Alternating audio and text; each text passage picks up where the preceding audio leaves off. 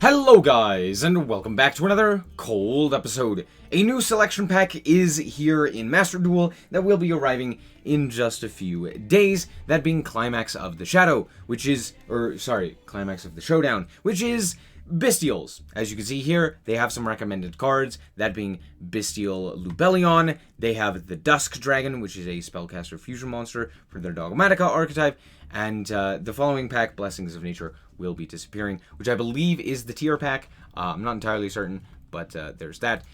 But more importantly, there's a new ban list. Again, it's a limitation list for cards that are not yet in the game.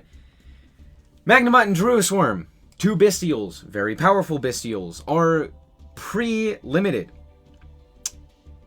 Bystials are some of the most interesting cards currently in Yu-Gi-Oh! They are basically Chaos-type hand traps, which are very cool and allow for a lot of various different things. They are quite powerful, I will say. However, in the TCG, they are not really seeing play outside of specific strategies like Bystial Branded or Dragon Link, which aren't even that good of decks. They're, decently good, but not the best decks. And on top of that, they are also not really seeing a whole lot of play inside decks unless they are specifically, chaos strategy centric. Like, for example, when Tier was the best deck, the Bystials were everywhere due to how good Bystials were against Tier. So, them being pre-limited is nonsense to me. The only reason that they were as good or as prevalent as they were in the OCG was due to Tier not being properly dealt with. So it just made more sense to play more of these Bystials. Now, to be fair, the Bystials are very strong. Baldrake is very good. Magnamut can add any dragon during the end phase. All of these things are good. They are good cards. But a limitation, again, I'm not a big fan of pre-limitations. I do think that they did need a hit prior to coming to the game, but limiting both of them to one is a bit much. These are the two best ones, and I don't like seeing them immediately be limited. However, with this being said, we can move on to the rest of the cards that have been leaked, and more specifically, what I expect to arrive. So let's quickly talk about the cards that are guaranteed, that we basically know are coming to the game. That being, obviously, the Druisworm and the Magnamut. I would imagine both of these are URs because they are immediately limited to one. Maybe Druisworm's an SR, doesn't really matter. They're both limited to one, and it's really frustrating. Moving on, Lubellion is a UR, kind of expected, but this card is very good as well. We'll quickly go through the Bystials. All of the Bystials have an effect where you can target a light or dark monster in the graveyard, in either graveyard, banish it, and special summon this card from the hand. Also, if this is a quick effect if your opponent controls a monster. Then, if it's special summoned, Magnamut has the effect to add a dragon monster from deck or grave to the hand during the end phase. You activate the effect. During the end phase, you get the search. Similar to, I think it's one of the Metal Foes cards. Is it Bismagir? I think that's the one. Next up, we have Druisworm, where if it's sent from the field to the graveyard, target a special summon monster your opponent controls and send it to the graveyard. Notably, it is targeted removal and only special summoned, but it's still very good. It doesn't destroy, it sends.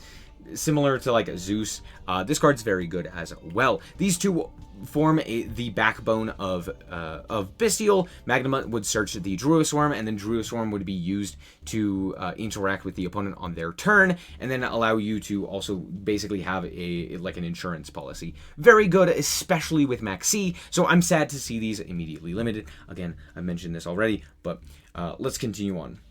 These are also all level 6s.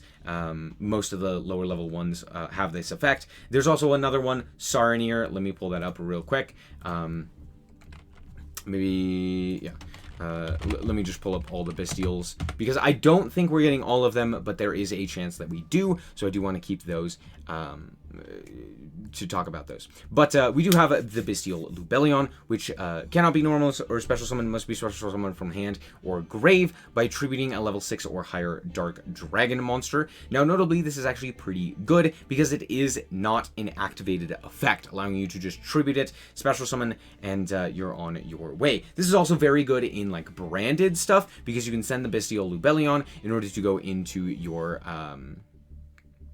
your Albion, which then you can then you contribute it off with the Bestial Lubellion in order to trigger the Albion's effect in the grave. So do keep that in mind. Too many Albions and Lubellions, very hard to keep in line. On top of that, you can only special summon it once per turn, and then you can only use the following effects of the Bestial Lubellion once per turn. You can send this card from your hand to the grave in order to add a Bestial monster from your deck to your hand. So notably, we do have additional copies of these guys, but it does mean that they're less useful as hand traps, so do take this one with a grain of salt. Also, during your main phase, you can place a branded continuous spell trap from your deck face up into your field, which is why I wanted to talk about the Bestial cards. That being Branded Regained and Branded Beast, which are both technically branded cards, but more importantly, they are Bestial cards, which can be placed face up with the Bestial Lubellion. However, before we do that, let's talk about Saranir. Saranir is the same effect as the Druisworm and the Magnemite. However, notably, if it is sent to the graveyard, you can send a Bestial or branded spell trap from your deck to the graveyard. This means you can even send something like a branded opening or what have you, but most of the time you're sending one of these. Again, we'll get to those in a second. The last thing I want to mention is Baldrake. Baldrake is probably the best of the Bystials, and I don't expect to get it in this first round of cards, because I honestly expect it to be limited in similar regard to Magnemite and to Druisworm. However, if we do get it, that's great. That does mean the limitations do make a bit more sense, seeing as how we would still get access to a large amount of the Bystials, making them a dedicated strategy would make sense, but we're also not getting the strongest ones, or some of the strongest. But Baldrake is very good, has the same effect as the other level 6s, and on top of that, if your opponent special summons a monster, basically, except for, I believe, a Pendulum, you contribute one other light or dark monster, then target one of those special summon monsters and banish it. So notably, this is just another way to get removal. It's very good. It is a bit more situational, but in terms of a monster to keep on your field, it's very good, and it pairs very well with other Bystials. Being able to banish a Druisworm or whatever it is, in order to just banish your opponent's monster. I think it sends, right? What does it say? Oh, it tributes. So yeah, tributing off something like a Druisworm to banish a monster, and then having that Druisworm also trigger to get rid of another monster is very powerful. So yeah, Baldrake is very good, and I think that's probably why Druisworm in particular is limited. So I wouldn't be surprised to see Baldrake in there, but it's also a bit hesitant. I'm also a bit hesitant to say for certain. But let's talk about Branded Regained and Branded Beast, two cards that basically allow this deck to actually have some teeth. If a light or dark monster is banished, except during the damage step, you can target one of those monsters, place that monster on the bottom of the deck, and draw a card. Now, notably, this isn't too great of an effect, but what it does is it actually recycles your Bystials that you could potentially banish with your own Bystial effects, or it allows you to target one of your opponent's banished monsters and put that into the bottom of the deck as well. For example, if you were to banish something like an Albaz, and then they were trying to, summon something with like a Lubellion or something along those lines, you can then go for the Branded Regain, shuffle that back, and you're off to the races. On top of that, it draws you a card, which is very nice.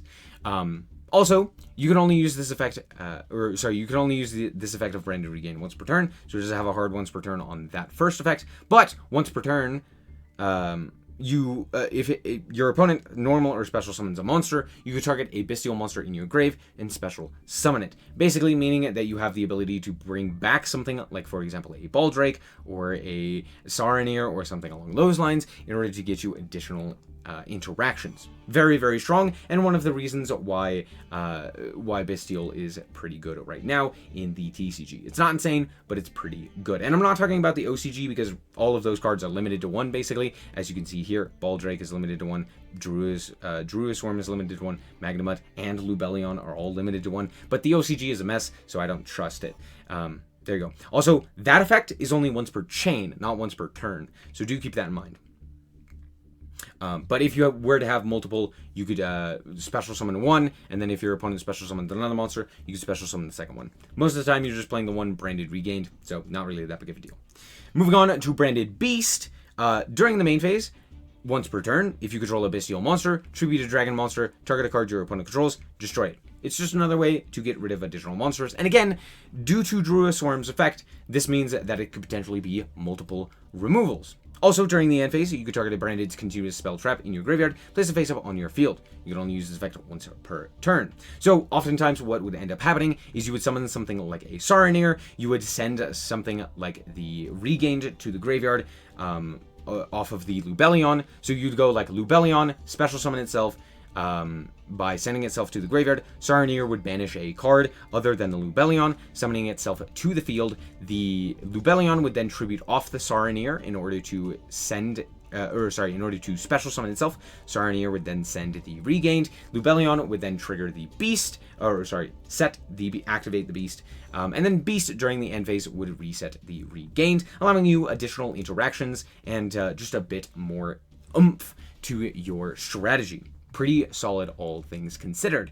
Now, again, I don't expect all of this stuff to be in the game immediately, but I am expecting the the spell and the trap, as well as Saronir, on top of the already leaked information. Moving on, we also know the Dusk Dragon, which technically is Dogmatika's support, but let's be honest with ourselves, it's branded support. It's the Blazing Cartesia, which means that we know that Blazing Cartesia is coming to the game as well, which is very nice. If you don't know what that is, we'll look it up in a second. But it also requires a Light and a Dark monster. It's a level 8 Light Synchro monster, and if this card is fusion summoned, you can send a level 6 or higher Light or Dark monster from your deck or extra deck to the graveyard. If a monster is special summoned to your opponent's by your opponent's activated monster effect, you can banish this card from your field, field or graveyard to special summon a Dogmatika monster from your deck or a Bestial monster from your extra deck. Now, this is where it gets good. Sure, you could summon a Dogmatika monster, but more importantly, you could summon a Bestial monster, which we have Despia Queritus, as well as, I believe, Proskenion.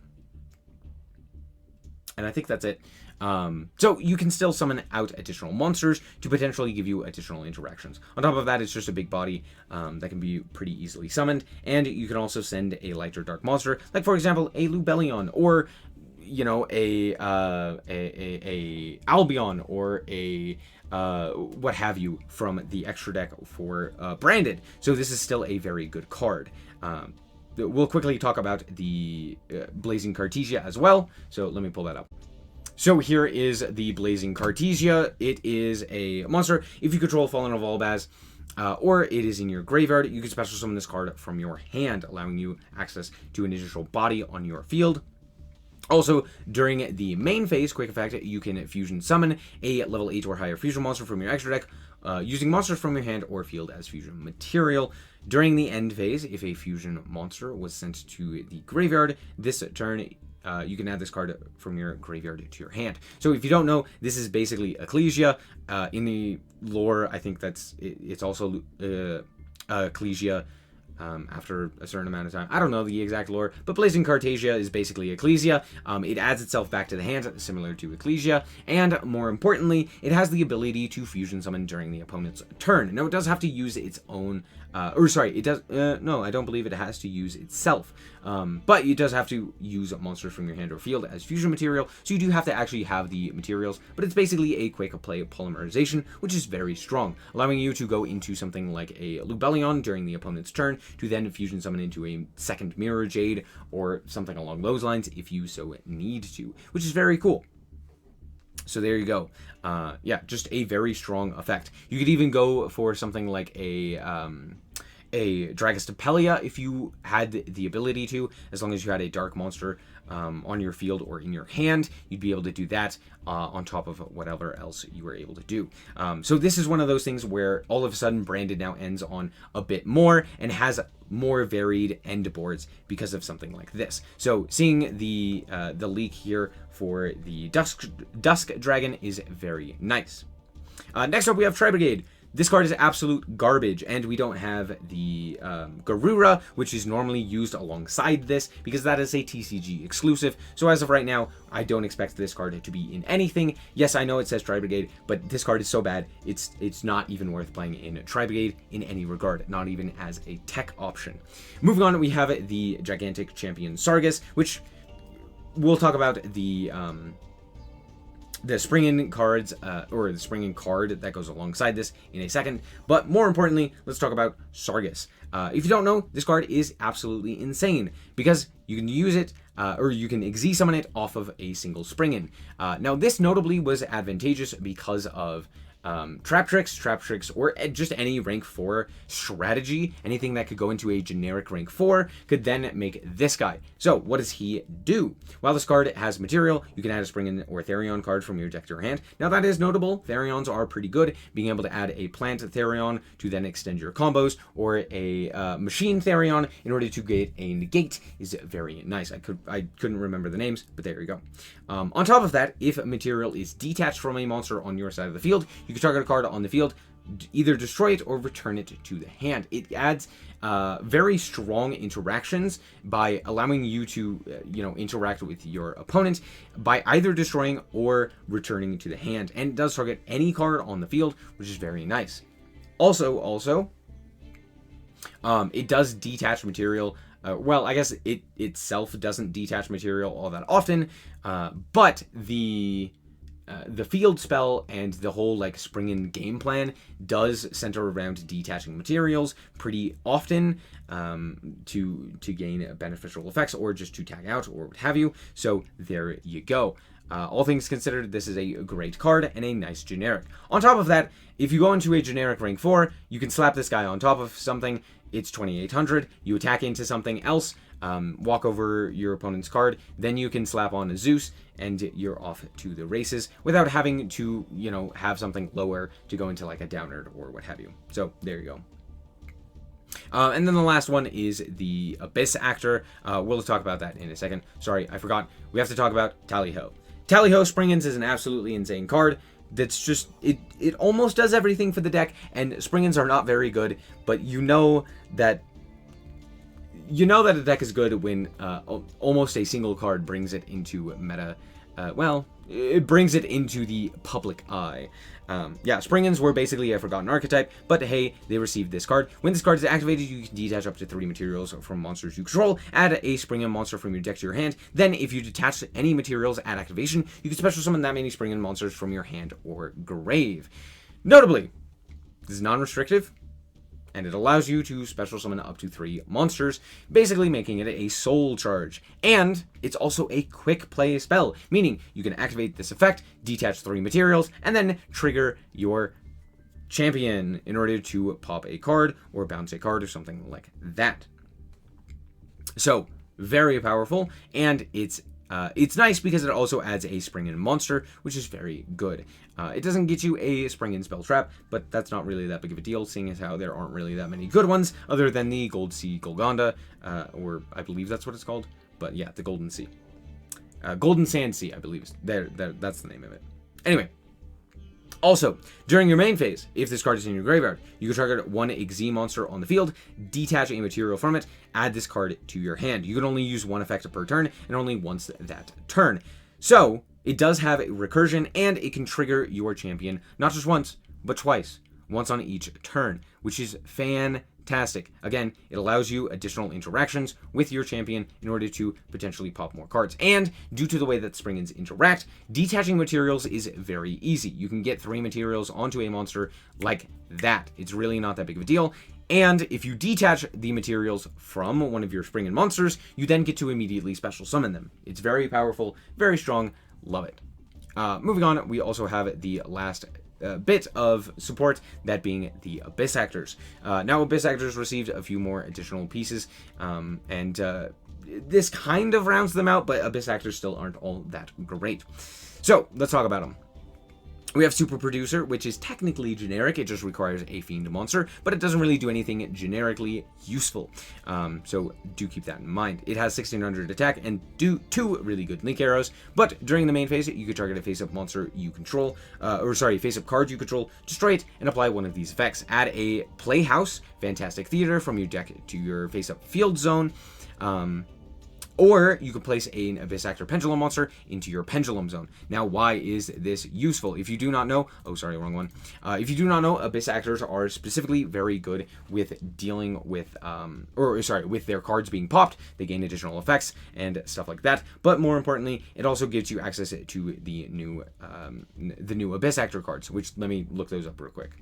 Alright, so here is Fantastic Theater. You can reveal an Abyss Actor Pendulum monster and an Abyss Script spell from your hand to add an Abyss Script spell from your deck to your hand, also with a different name from the revealed spell, while you control a Pendulum Summon Abyss Actor Pendulum monster. Also, any monster effects activated by your opponent destroy a set spell trap your opponent controls. Now, notably, this is very powerful due to the fact that it allows you to actually trigger the secondary effects of a lot of these spells. Most notably, things like this guy, which if this set card in its owner's control is destroyed by an opponent's card, you can. And you have a face-up Pendulum monster in your extra deck, you can add up to 2 Abyss Actor cards and or Abyss Script spells with different names from your deck to your hand.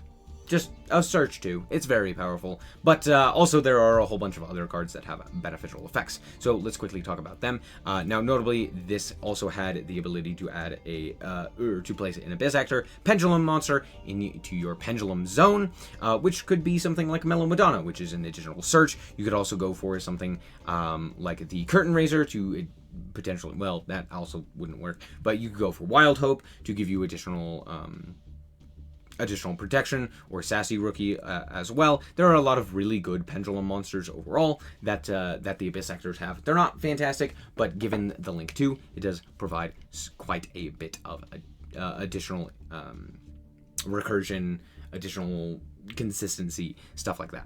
So the rest of the cards that we're expecting to get is things like Dramatic Story, Rehearsal, and Liberty Dramatist. Let's quickly talk about Dramatic Story. You target an Abyss Actor Pendulum monster you control, special summon an Abyss Actor monster from your deck with a different name. Pretty simple. And then you can place the targeted monster in your Pendulum Zone or destroy it. Again, destroying with Pendulum makes sense. You put them into the extra deck in order to be summoned out later with your Pendulum effects. It does make sense. Also, they're just, good with destroying stuff.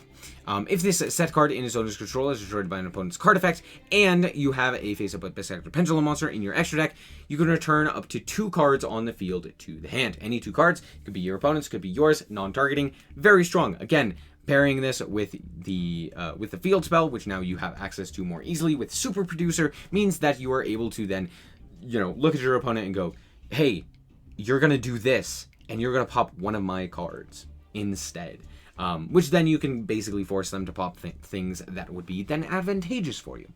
Also, we have Dress Rehearsal. At the start of the main phase, add an Abyss Actor card and an Abyss Script spell from your deck to your hand. Also, you are locked into Abyss Actor Pendulum Summons, so do keep that in mind. You're not going to be able to Pendulum summon out like Apex Avian or something like that. But this is still a very good card. Now, it does conflict with something like Pot of Extravagance, but you're not playing that in this deck anyway. But now you can go and get an additional Search 2, which is very strong. And on top of that, because it is an Abyss Actor card and an Abyss Script, you could potentially add something like, I don't know, a Mellow Madonna to get an additional Search and a Pendulum card. So, again, very powerful card. And then the last one is Dramatist. Pendulum effect: when a monster declares an attack, you can discard a card, special summon this card, and then to your opponent's field. And this is when any monster declares an attack, including your own. You can do this during your own turn in order to special summon it. Then it has a secondary effect where if this card is special summoned from the Pendulum Zone, the owner of this card reveals 3 Abyss Script cards, which you are the owner of the card, even if you give it to your opponent. So you reveal 3 Abyss Script spells from their deck. The opponent randomly picks one for this card's owner to set to their field, but the owner destroys it during the end phase. Again, destroying it during the end phase is very advantageous. Also shuffle the rest into the deck. If this card is destroyed, you can shuffle an Abyss Script spell from your graveyard into the deck. This does allow you to recycle something that had potentially maybe been destroyed already, or what have you. Now, notably, you reveal 3 Abyss Script spells, but they are not necessary to be differently named, meaning you can guarantee that you get something like Rise of the Abyss King or Dramatic Story or whatever it may be that you would want. So by giving your opponent this, you're basically guaranteeing something like 2 searches or a bounce 2 during the end phase. So again, all of these cards are fairly decent. However, Abyss Actor still isn't insane, just something to look out for. And I believe the last thing I want to talk about is the actual Dogmatika stuff that is unconfirmed. This is potentially going to happen, but given the fact that we did receive the new fusion monster, it wouldn't be surprising here. So, Albazoa. This card is absolutely insane and actually gives Dogmatika legs as a ritual-centric strategy specifically focused on hating the extra deck. So, let's talk about this. Cannot be ritual summoned except by Dogmatic Calamity or another Dogmatika card effect. Dogmatika monsters you control are unaffected by the activated effects of monsters from the extra deck, basically. Also, but they're not specifically special summoned from the extra, but any of those extra deck types. Fusion, Synchro, Exi, Link. Yeah. During your main phase, you can make your opponent choose and apply one of these effects. You in these effects means that opponent. So, there you go. Yeah, for every... I don't know why that just, like, broke my brain there for a second. But for every 2 cards in your extra, send 1 card from your hand or extra deck to the graveyard. So, for every 2 cards in your extra, send a card from your hand or extra deck to the grave. Basically meaning, cut your extra deck in half, right? For every 2 cards in your extra, you give 1 away. So if you have 15 in your extra, you're giving away 7. Don't know why that's the case, but alas, there you are. Really frustrating as well, because there goes half of your extra. Or return all of your Fusion, Synchro, Exi, and Link monsters you control to the extra. Now, this one matters a bit less if you don't really have all that much, or you're like halfway through your combo, but that's not going to happen. Yeah, there's that. However, notably, this is a 4,000 big bungus to just kind of walk over everything. Yeah, this card is really annoying. I've actually lost to this at locals because I had no idea what it did, and I was like, man, dude, I can't do anything here. So Albazoa is a powerhouse. Very high roll, though. Moving on, we next have Dogmatika Matrix, which when it is activated, add a Dogmatika Ritual and a Dogmatika Ritual spell, Ritual monster and a Ritual spell from your hand, or from your deck to your hand. Then if your opponent controls a monster, you can add a Dogmatika card from your deck to your hand. Just any Dogmatika card. There you go. It's pretty good. You could potentially add 3 cards. Also, once per turn, if you control a Dogmatika Ritual monster, you could look at either player's extra deck, send a monster from it to the graveyard. Now, Dogmatika specifically centers around interacting with the extra deck, so I'm okay with this card having something along those lines, where you just get a look at your opponent's extra deck and to rip a card out of it. However, I'm not a big fan of it. I don't like that style of interaction. Having to, play multiples of extra deck cards is really annoying, but alas, this isn't that big of a deal. So yeah, there you go. That's it for the new cards that are slated for the upcoming box. I don't know how much of these are going to be at higher rarities, what the rarities will be, or what else is expected in this pack, but we do know these at the very least, so do keep that in mind. The rest of these are basically unconfirmed, but yeah, I would imagine we get most of the stuff on this list, or that I've talked about. Anyway, thank you guys so much for watching. I hope that you guys did indeed enjoy. If you did, a like is very much appreciated. And if you want to check out more content like this, as well as more Yu-Gi-Oh!, then just be sure to subscribe. Anyway, thank you guys so much for watching, and remember to always stay frosty. Bye-bye. Shout out to the Frost Guard, my members. Thank you guys so much for the support, and I hope you enjoy the content.